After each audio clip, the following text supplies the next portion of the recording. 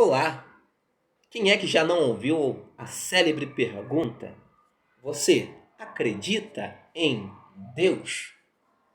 Todos nós ouvimos esta pergunta, mas no mundo de então, de tantos questionamentos, de tantas perguntas, por vezes a pessoa de Deus é posta em xeque. Será que de fato o Deus cristão da Bíblia, ele exista diante de tudo que nós vemos? Existia um pensador chamado Anselmo, um teólogo, que dizia o seguinte: a simples ideia de Deus, a simples ideia de pensarmos na existência de Deus, já é uma prova conclusiva de que ele de fato exista. Por quê? Porque quando nós pensamos em algo sublime, poderoso, majestoso, grandioso, e nós vamos elevando estes pensamentos, a primeira pessoa que nos vem à mente é a ideia de Deus. Como a mente humana nunca conseguira criar até então, até hoje, um ser superior a isto, a Deus, então nós entendemos, inferimos que este ser só pode existir, só possa existir. Deus, de fato, existe. No entanto, ainda algumas pessoas querem tentar entender Deus de forma racional.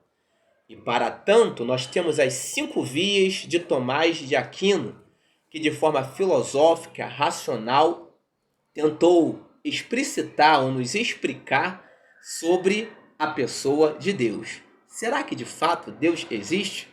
Segundo Tomás de Aquino, existem 5 vias que comprovam que de fato Deus exista. E a primeira via é o primeiro motor imóvel. O que vem a ser isto? Tudo no universo é feito por movimentos. Tudo é feito por movimento. Há um primeiro motor, há alguém que move todas as coisas. Um ser não pode mover a si mesmo, só podendo mover outro, ou por outro ser movido. O que isto implica em dizer? Vamos usar o exemplo de um relógio. Um relógio, por exemplo, ele trabalha, ele se move, só que para ele trabalhar, para ele se mover, ele foi movido, ele foi trabalhado por outro, o relojoeiro. O relojoeiro construíra o relógio para a função ao qual ele exerce. Então, neste caso, o relojoeiro seria o primeiro motor, aquele que faz o relógio se mover. Existe também uma segunda via, a causa eficiente. O que vem a ser isso? Não é efeito sem causa. Ou seja, é necessário que haja uma causa primeira para o efeito se concretizar. O que isto implica em dizer? Você é efeito de uma causa. Você só existe porque é efeito da causa de um relacionamento entre seus pais. Seus pais só existem porque eles são uma causa, são efeito de uma causa de um relacionamento de seus avós. E por aí vai, e vai retroagindo, vai retroagindo. E se trouxermos para nossa questão a qual nós estamos tratando, se nós formos retroagir a nossa existência, vamos chegar na causa primeira, na causa eficiente, que seria Deus, aquele que nos criou. A terceira via seria o ser necessário. O que significa isto? Tudo o que existe, existe, mas pode deixar de existir. Ou seja, eu estou aqui, um dia não estarei. Você está aí, um dia não estará. Deixará de existir neste mundo de então ao qual nós conhecemos. Só que houve um tempo em que nada existia. E se nada existia, alguém criou a existência. E se nós entendermos que alguém criou a existência, esse ser era um ser necessário.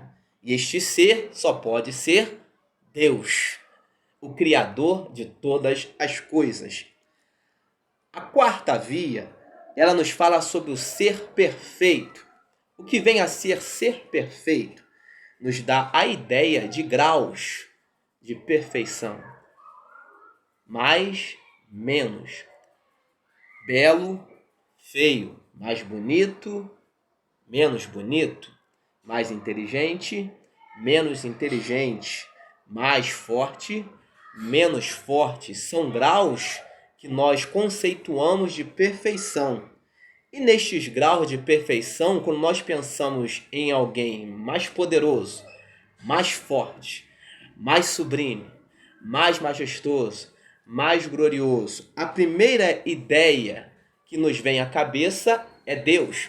Então, por esse ser o ser mais perfeito, nós inferimos que este ser é Deus. A quinta via, ela fala sobre a inteligência ordenadora, o design inteligente. Nós imaginamos, nós entendemos que tudo no mundo, tudo no cosmos, tudo no universo, ele possui uma ordem. Nada que exista sem uma ordem. Nada que exista de forma aleatória, do nada. Ou seja, o caos não pôde ter criado o tudo perfeito. O acaso não pode ter criado o tudo perfeito.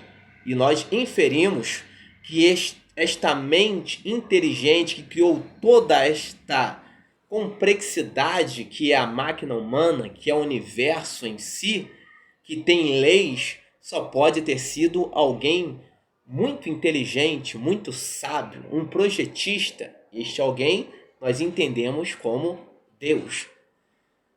Já parou para pensar que ele deixou a sua assinatura em tudo que está à nossa volta? Sim, Deus deixou a sua assinatura em tudo que está à nossa volta. Pai, Filho e Espírito Santo, 3 em 1, segundo as Escrituras. O homem, corpo, alma e espírito, assinatura de Deus. Quando nós pensamos em tempo, passado, presente e futuro, assinatura de Deus. Quando nós pensamos em espaço, altura, largura, comprimento, assinatura de Deus.